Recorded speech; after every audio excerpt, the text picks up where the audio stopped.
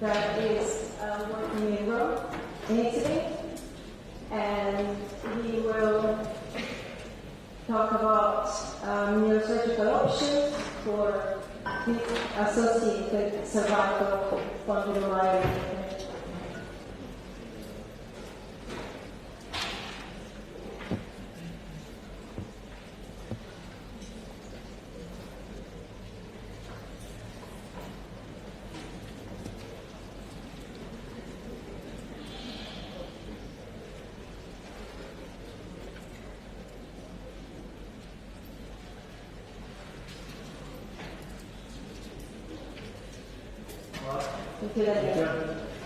Thank you everybody for deciding to stay here with us instead of visiting this amazing city. It's quite embarrassing taking in front of such an audience about literature, because I know that every one of you has a wide knowledge of literature. So I have no financial conflicts to disclose. I'm a buyer of implants. I do not sell implants, I do not sell devices. And literature, of course, no, we have to start from literature, and we have to find reading our literature that surgery is usually successful, with approximately 80% dogs improving after surgery, and non-surgical techniques standing out being clear superior. We know as a surgeon that this is not possible. There's not two surgical procedures that share the same success in general. And again, treatment is equivalent in terms of success. So my goal, I will try to change perspective today, because as a surgeon, I don't think this sentence reflects my experience and probably most of your experience. So I will try to raise it up that indeed treatment are not equal and different in terms of success. So numbers, literature, how we can get meaning out of literature. Well, it's very difficult. We know very well that low number of patients is a problem, patient heterogeneity, low agreement on diagnostic criteria, and bias because of author perspective. Surgeons, male perspective. Treating spinal disease should have a basic goal, maintaining normal mobility of the patient, enable a steroid-free life, and preventing clinical deterioration. What if you compare treatment based on complication and not on reported success rate? Because I think this is a key issue. Need for steroids, loss of distraction, loss of decompression, loss of mobility, progression, violation, recurrence, euthanasia. How much pain we have met in our life, and how long does it take to overcome a complication when you are a surgeon? Okay? We all know that. And let's say that euthanasia is not an option for treatable spinal condition. We should not accept that a 90% of euthanasia on treatable spinal condition is something that can accept in 2023.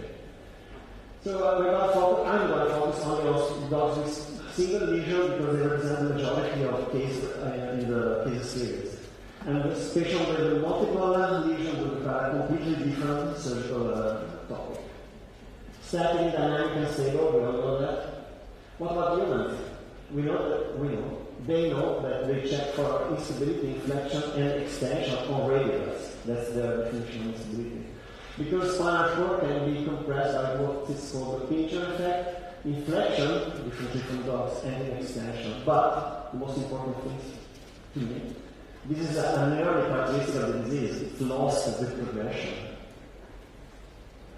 In 1982, the beginning of what I call the modern era of the ACSM in dogs, because of this paper, nicely describes the alteration of the spinal compression, there's a movement, and in particular to underline the fact that on linear traction, some compression disappeared. And from now on, we classify the division as a static when compression remains on traction and dynamic when it disappears. But nature is always against us, because we make sometimes dogs with spondyloarthrosis that are not tractionable at all. What that means? That they are candidates for Bentaslot. You probably did a Bentaslot in one such dog. But if you remove spondyloarthrosis and remove the disc, everything is distractable again. We have several cases like this in our clinic. And most important, this is a man. 90% of human neurosurgeons will treat this man with distraction technique. But not a single man in the human history has done a traction myogram or traction MRI so far. This is not a selection criteria adopted in human neurosurgery.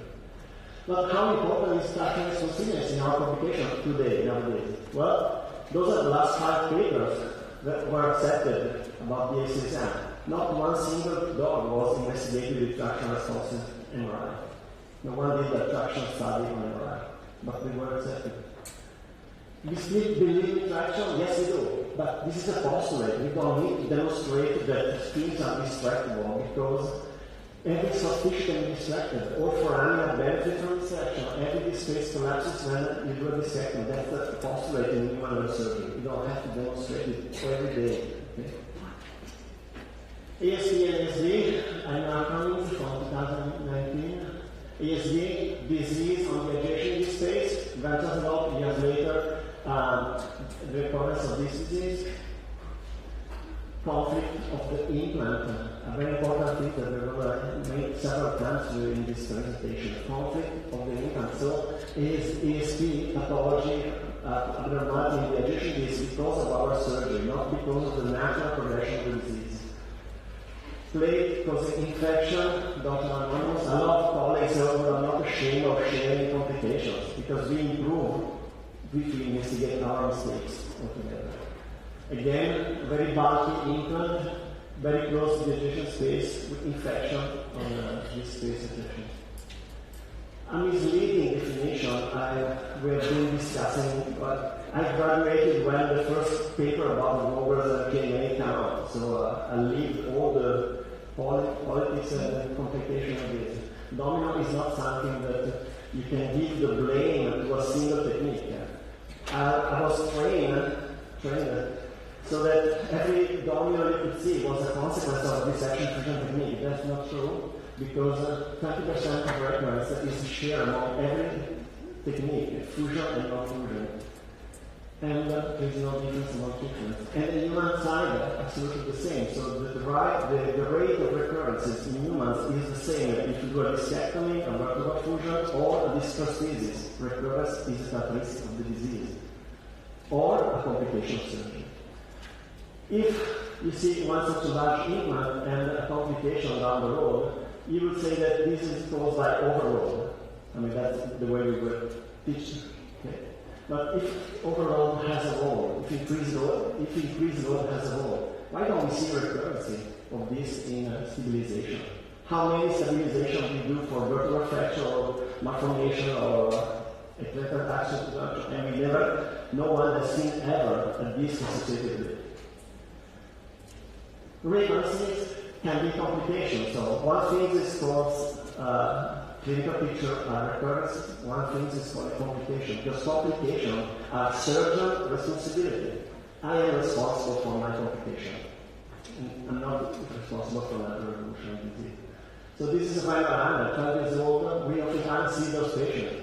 Recurrences. No one has ever treated this dog. So this is the natural evolution of the patient, but the MRI picture and radiographics picture are just what we expect from the DACSM. Through recurrences, there is no pathological abnormalities, so this is the evolution of the patient, or if you want to know. Diffuse this patient, he had these recurrences. This is not a recurrence, this is a complication because we were wrong in deciding of operating only this lesion, not this one. So this is not natural recurrence, this is an error in planning. Okay. Conflict with the adjacent space. Spondyloarthrosis is not always a benign consequence of an implant. It can also predispose to infection. This is not natural evolution of disease, this is a complication generated by the surgeon and the surgical technique. Be aware of being responsible. We will discuss several techniques that will cause conflict with the adjacent space. But ASD can evolve into ASD. And in men, it is well known that if you, of course, the user fluoroscopy more often than between medicine, if you place a needle in the adjacent space, you increase the risk of adjacent disease. If you are excessively rude to a soft tissue, it can increase the risk of infection.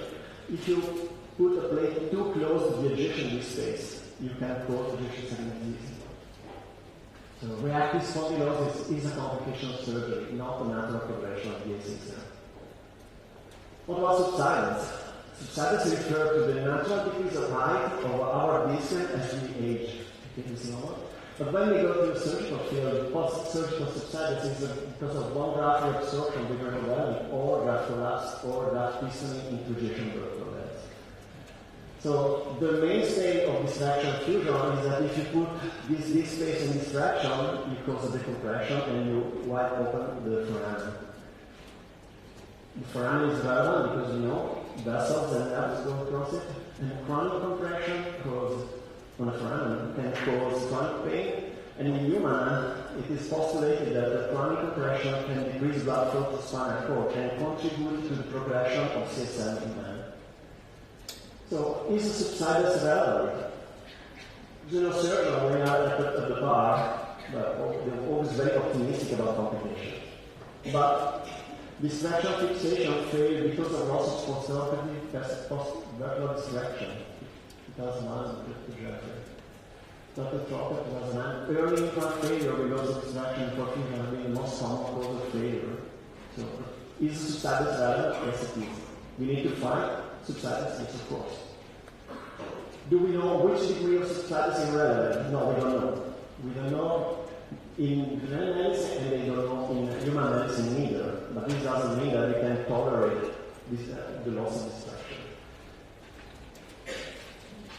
We all remember what is subsidence. Subsidence is this nice dog that works perfectly at 3 weeks post-surgery. Then one day he's in pain for 3 hours and starts working again, hypermetric. That's subsidence. Or subsidence is that dog that works perfectly at 3 weeks, 4 weeks, and then all of a sudden starts to be painful and starts to become hyperplasia again. That's subsidence. How do we measure it? Ideally, we should measure it on CT. Because CT allows for overcoming the natural error in radiograph positioning. So it's very difficult to make the same exact radiographs at 0, 4, 6 weeks, 6 months of check. So we should check it on CT. Measuring, well, millimeters are much easier for the basic brain surgeon. Okay? So millimeters are much easier, but indexes an index can compensate for different insights between patients, but makes comparison subsidence among patients more difficult because it's much less intuitive. Something that I really do not understand and why in some papers we compare distraction to preoperative. I mean, if it is the loss of distraction, we should compare distraction at 8 weeks to the immediate postoperative. There is no meaning in comparing what happened 2 months down the road to how was the dog before surgery, because this is not the starting point. This is the starting point. If it is relevant, distracting people, a patient and people, because we know that this is a curative effect on the spinal cord, how can we accept to lose it? Subsidence, again, is a responsibility of surgical technique. It's not natural evolution of something. Another definition we need to come across before discussing every single technique is a new definition. It's not about cord, it's not major cord minor cord, it's a major or minor complication. I mean, I think that if something breaks, that's a complication. You cannot be optimistic or tolerant for your complication if the clinical signs that are consequent are mild. So if a plate breaks, if a screw breaks, it's a complication. Doesn't matter if it is relevant or not, because the relevance depends on several other factors. So this is a complication. This is a complication we can avoid just changing the inclination of the first screw. So this patient will go on better than this one. Not a great. Or we can select an implant with less bulky, with quite not impinging on the disc that allows for a dog that evolves without ejection segment at all. Implant failure is a complication because it implies a structural issue and should be addressed and solved. Who would buy a bicycle for a kid with a 50% chance of breaking the frame in the first 4 weeks? Why should we tolerate that implant can break? Because complication is a toss of the dice. Whether the dog is very active or calm is very important. whether the dog has comorbidities. What if the dog is hypothyroid or it has been on steroids for 6 months before surgery? The risk of infection after the same complication, of course, will change. And as the old ones may say, dogs in paper can have severe complications in the real world life, that's for sure. But let's dive into treatment. Medical treatment briefly, how long? I mean, that's a question everybody asks. How long should the treatment last? Well, thanks to this paper from Dr. Becker, we know that dogs who improve in the first 4 weeks are good candidates. I mean, they could overcome the disease. If the dog is not getting better in the first 4 weeks, very likely it's going to worse in the next few months. So when I speak with owners, I often use this reference point to let them understand how long can we wait for steroids to give the medical result we expect. But sometimes the literature is complex. So in this paper about medical treatment, mean duration of DACSM, 60 days, mean duration of PrEP up to 3 years. Different perspective. We are treating for 3 years a group of patients that have a surgical disease with a benign prognosis. If we compare results, similarly, 54% improvement, non-free of clinical signs, that's very important. Because those patients who are not free of clinical signs are those that are worse in the next month. So usually they're getting worse in the next 12 months. And most importantly, 35% up to 52 are going to be euthanized. That is not acceptable.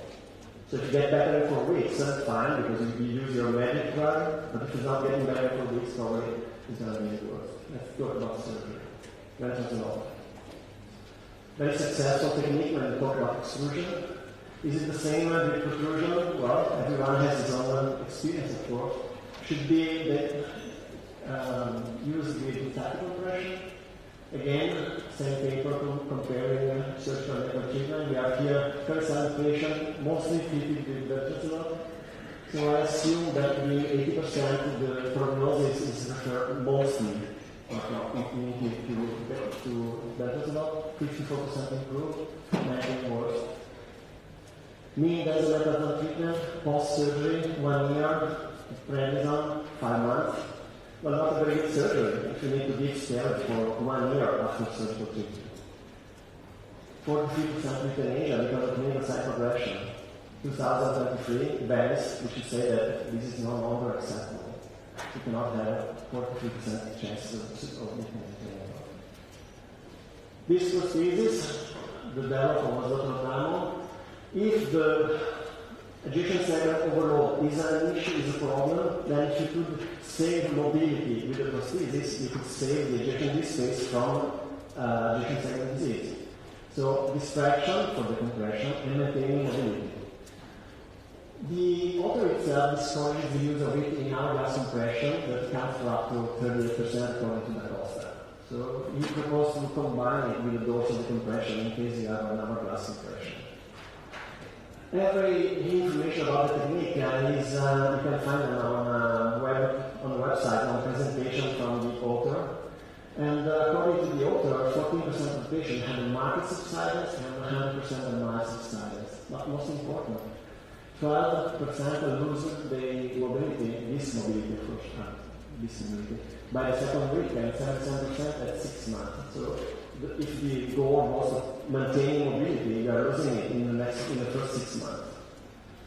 A nice paper from Dr. Corlazzoli, because he writes better than how he speaks, especially today. So he compares this prosthesis to a fusion technique we will see afterwards. 12 patients, 19% had a nearly subsidence, 25% reoperation in the first month. That's a very important complication. You don't want to go back in surgery in the first month of the patient. Here are real life patient, compression, nicely placed in prosthesis, 3 months, complete subsidence if not collapse, recurs in compression. Plug. 52 patients, overload.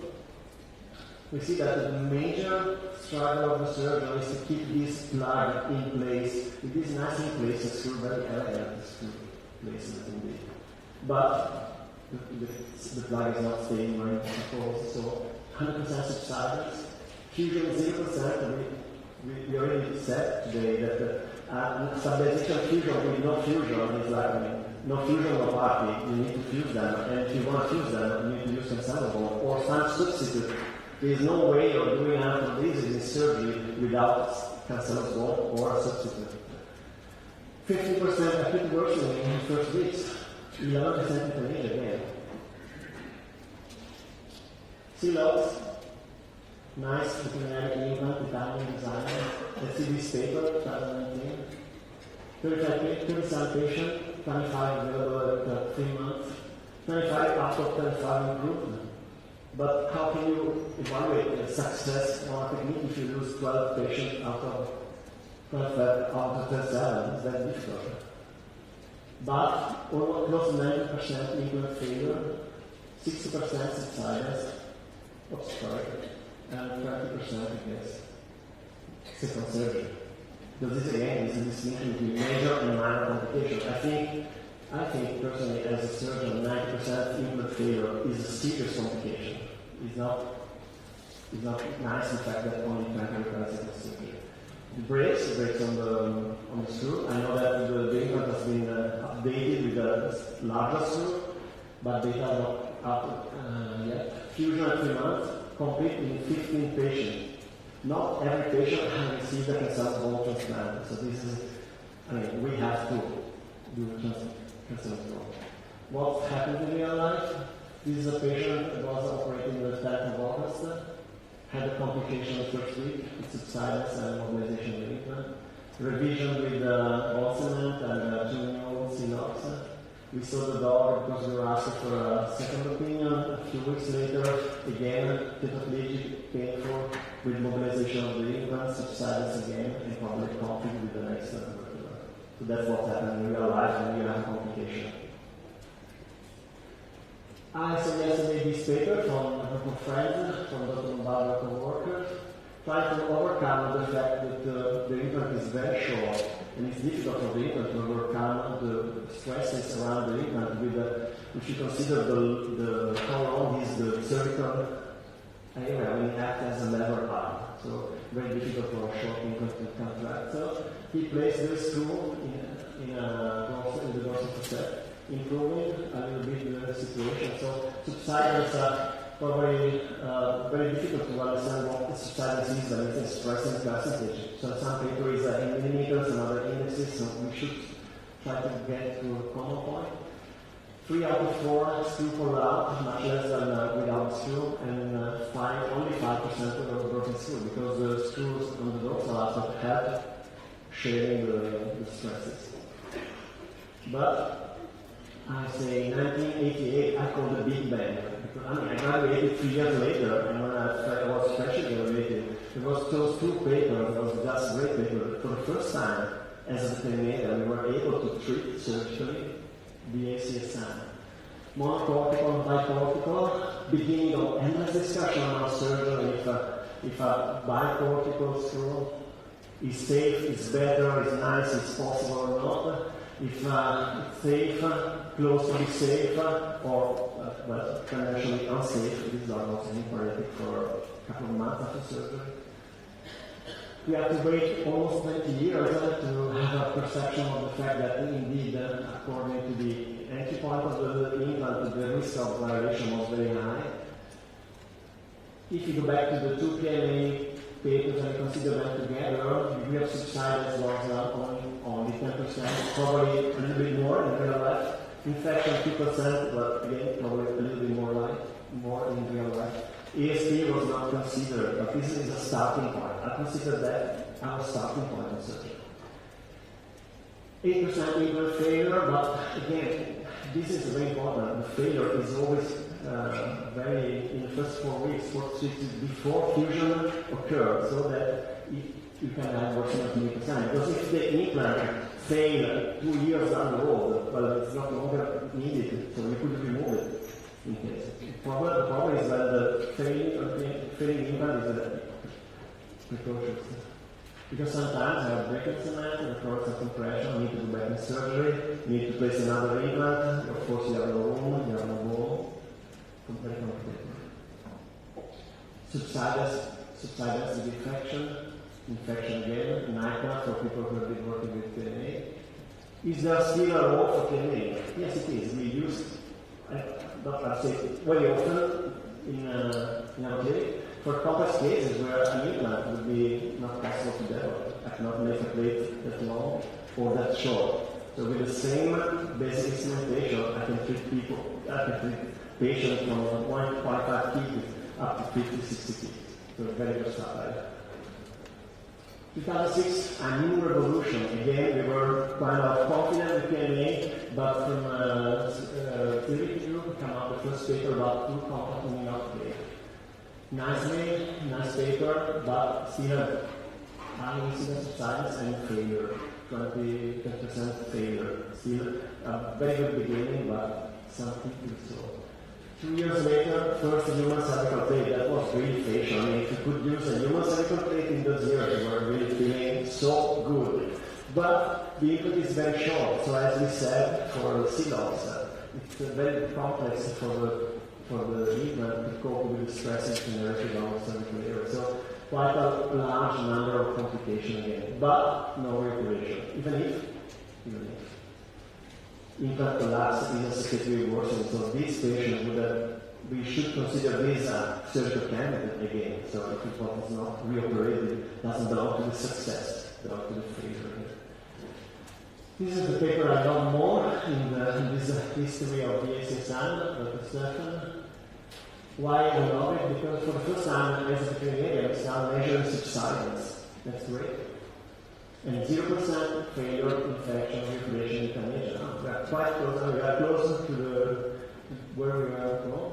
Subsidence, quite still an incidence of subsidence, 64%, because of the shape of the plate that is large enough to go in contact with the adjacent segment. But for the first time, we measure the millimeter subsidence and with a range of 0 to 3 millimeters. 70% reactive spondylosis. And why this? Because these are not plates designed for surgical use. Those are plates designed for orthopedics, long bone fracture. And the distance amongst holes is 12 millimeters, 9 to 12 millimeters. So if a plate is too long, the next one is too short. It's very difficult to have a plate that fits perfectly too similar by another, because one is a little bit smaller than the other. SOP with the fifth apparatus, subsidence 100% or more in probably half of the cases. Well, not different statistically from 6 weeks compared to pre-op. But I need to read this sentence so many times to understand it. But for my mathematical understanding, it means that at 6 weeks, patients are alive before surgery. So it's like if you never distract them, if my math interpretation is correct. ASP in 4 out of 6 patients, they are not 25%, but more. Because of the size of the plate that is in conflict with the adjacent space, this is only 5-hole plate. But again, the distances between holes is 12 millimeters, so if this plate is too long, the next one is too short. It's definitely too short, and you will not be able to place screws into the vertebra. But no patient required major surgery, that's good. 2 out of 10 patients on long-term on non-steroidal because of neck pain, not investigated like in every other paper. We do not investigate causes pain down along the road. So we don't know why those patients are painful. Are they painful because of silence, because of adjacent segment disease, because of some other reason? Again, it's a paper with same technique of Dr. Stefan, but it's interesting to discuss this one because still without patient, 88% violation of the disc space, either the adjacent or the disc operated, and 30% broken plates, 10 broken screw, 55 losing of implant, only one required vision surgery. But why two similar techniques have such a different results in terms of complication? Well, for several reasons. One reason is probably that the plate was excessively length in the ranking series. Stefan was a 6-hole plate. This is a 7-hole plate. Some of those patients were operating 7-hole plates, so the conflict with the gene is much higher. And because of the length, the surgeon was pushed or forced to place the screw in the wrong place, because if the plate is too big for what you're doing, the risk of discompression is higher. Again, the distance.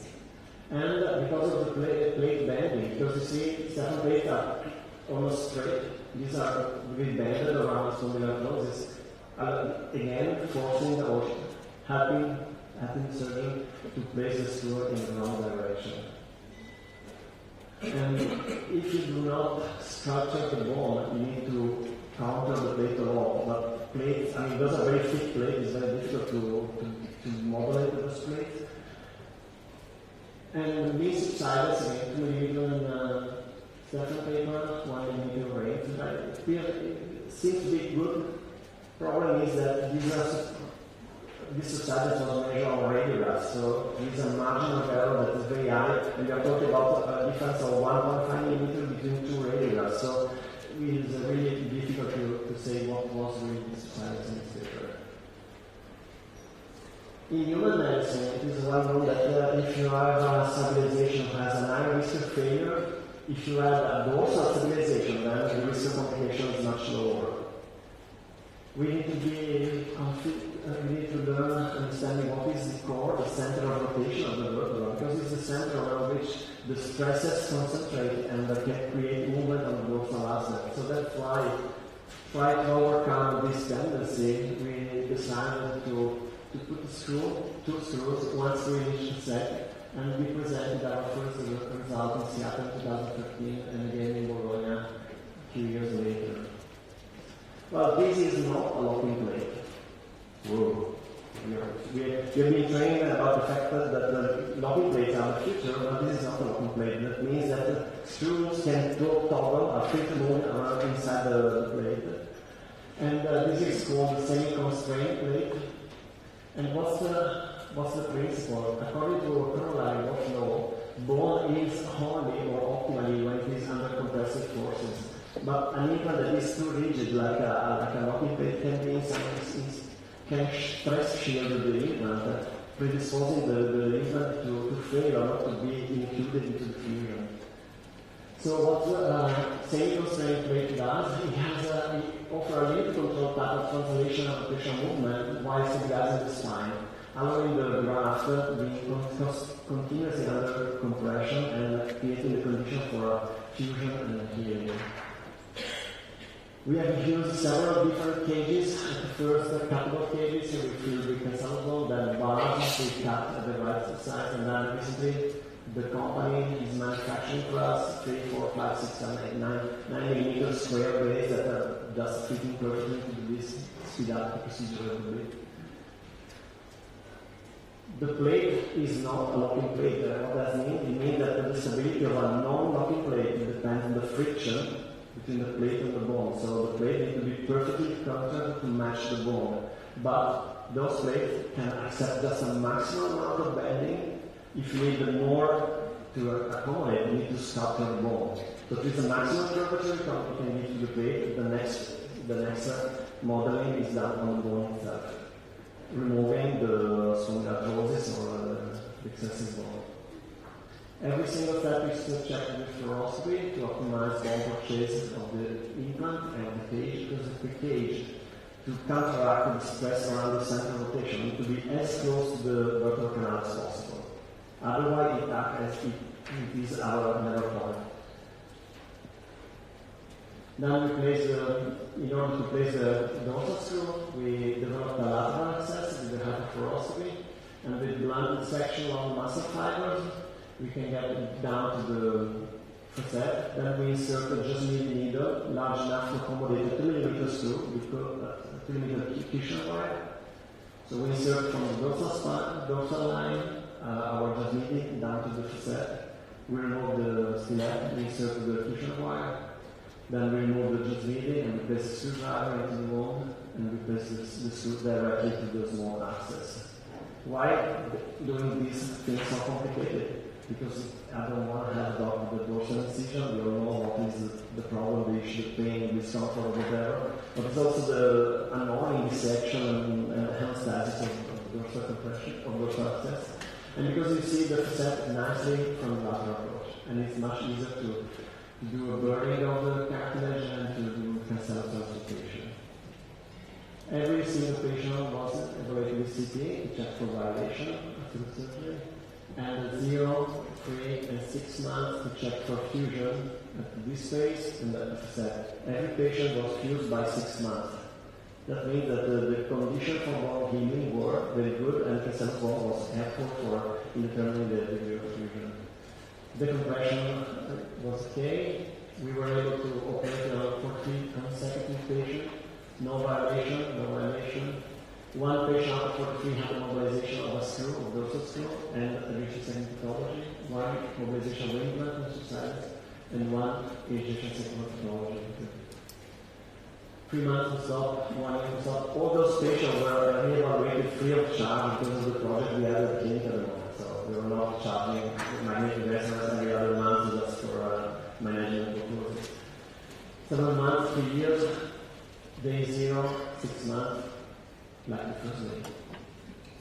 1 year to stop, 2 years to stop, 2 years to stop. This patient mobilized one screw and had a spondyloarthrosis on the adjacent disc space. I'd say now probably this plate was too long. We would have used nowadays a shorter plate to spare the adjacent disc space. This patient developed adjacent segment disease, adjacent segment pathology with no clinical signs, but with a very short plate, so don't know why, probably the soft tissue dissection was excessively brutal. The degree of adjacent segment pathology is clearly much less with a thinner implant, not with a bulky implant, and we don't conflict on adjacent disc space. Why is it possible? Because those plates are made for cervical patient and they come out on 3 mm increase, so you have 41, 44 cells, 50 mm plate long, and it's not very easy to find the right size of plate. This is the only even failure we had. This dog was left unattended running in the garden 5 days after surgery, so we broke the plate. We saw how we measured subsidence again. So comparing 8 weeks down the road to the immediate postoperative, a very low median subsidence with only 2 patients over 2 millimeters and with most patients from 0 to 5 or 6. So the combined also level technique allow low subsidence and very low adjacent segment pathology. No violation, no subsidence, no intervention, no euthanasia. Similar technique by Dr. Fantoni, same paper we discussed before the prosthesis. 2 parts locking system, and the screw was inserted through a dorsal approach, not through a lateral approach. Subsidence quite difficult because the mathematical method is different from what we are used to, and I'm not very confident in interpreting percentage in comparison to millimeters. But subsidence was associated with breaking of the screw in 3 cases and spondylitis in 1, and 2 other patients developed adjacent segment disease in terms of infection. For a total of 3 out of 13, 20% patient infection. So what happened is that subsidence increased the conflict with the adjacent disc space, and the infection can be a complication of it. Because subsidence means that the plate shifts toward the next disc and get even closer, increasing the risk of adjacent conflict with the disc. We had the same complication with the fracture, we just were more lucky, or probably the dog had received less steroid before surgery, or probably was less hospitalized. But in general, when the subsidence occurs, there is a high risk of adjacent segment disease. Why the similar techniques can have a difference in this complication? Well, again, PAX system is quite a bulky implant, this is designed for long bone. So the distance between holes is 9 mm. Again, dorsal or lateral insertion, this is how you see the facet from lateral, very nice view of the facet, and this is a 5 mm burr. So the channel of insertion of the screw with the maximal bone shape to the center of facet is 5 millimeters and even less in some dogs. And my perception is that it's much easier for me to drill in this direction than from seeing from above, because sometimes it's not possible. And indeed, you can see that these screws are in the center of the facet joint. These are at the border, kind of border. And again, the poster just published, we have two different cases. Again, the demonstration of this case, but this was in the center, those screws are in the center, and there is no subsidence. These are at the periphery and have subsidence. So probably in my opinion, is that when the screws are perfectly in the center of the facet joint, it's protecting more from subsidence than implant. Again, that reminds again, one screw is perfectly in the center, the other is at the periphery. And the dog had a subsidence and infection on the adjacent space, because too much stress has to be placed, was placed on the implant. Again, 2.7 or 3.5. I usually use 2.7 screws because I don't think facet joints can accept such a large screw as a 3.5. Some of the patients operated by Indiana paper was operated with a 3.5, but who knows, of course, we never really understand. But surgical technique have differences, and differences can account for the incidence of complication. Last paper, I mentioned it just because it was just published before the presentation. It's not focusing on stabilization, but more on the shape or size of the cage. So several different kind of stabilizations are very difficult. But what is very interesting, the fact that all the bicortical implants were placed in the systems of a specific 3D printing drill, the pedicle screw and the kidney. Minor complication, 78% of cases, no major, no rate of lesion. 2 out of 6 subsidence, 1 relevant, this one had a relevant subsidence, 60%. Violation with bicortical screw, minor violation. If you consider the number of patients with 40% chance of violation, it means the number of screw is 80% screw violation. Well, what is mild or not, depending on whether you are a surgeon or a patient, probably, my guess. 32 screw, again, if you compare this paper from this author to another paper on similar technique, again, we see that close to 10% of screw have less than 2 mm violation, less than a millimeter or up to 2 mm. It's an all. Less than 1 millimeter. So this is fine. Those are my picture when I was using PMA and bicortical. The difference in between those three pictures is a few degrees of inclination. Much rarer, it's very high. So what? So indeed, I think it's reasonable to doubt about the fact that surgical techniques are not equally successful. And this reaction technique in general share the characteristic of halting the progression of clinical sign, given a life with no steroids and no euthanasia.